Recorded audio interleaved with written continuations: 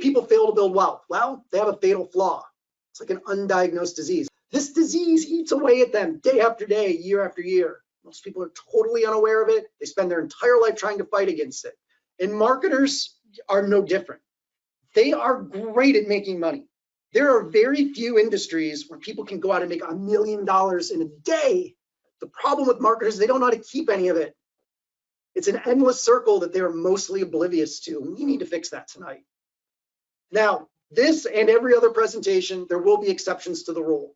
When I start to have a conversation with someone about wealth, and I start to work with them on defining their number and all of the elements that come behind building to that number, I always hear things like, well, Warren Buffett or Mark Zuckerberg or Elon Musk, but, you're not one of those people. Don't focus in on the 0.001%. Focus in on the strategy that will get the majority of people who implement it to their ultimate goal. That's what we're going to lay out. My journey was not a straight line. I was broke. I was a millionaire by the age of 29. And then I was nearly broke again by 35. Now, drugs, alcohol, partying, that played a lot into it. A lot of taking big risk for big reward and just being really stupid about everything that I was doing. Now I'm 42 and my wife and I have a net asset value of $10 million. So what changed?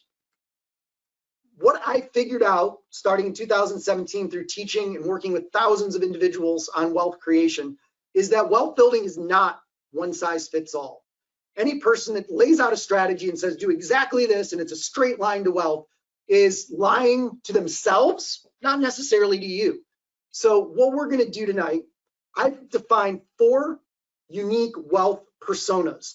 And based on your persona, they each have distinct characteristics. They each have their own potential probability of achieving wealth. Some have a higher likelihood than others. And when you know your persona, you can decipher your flaws. When you know your flaws, you can change your habits. And by changing your habits, you can increase your likelihood of achieving wealth.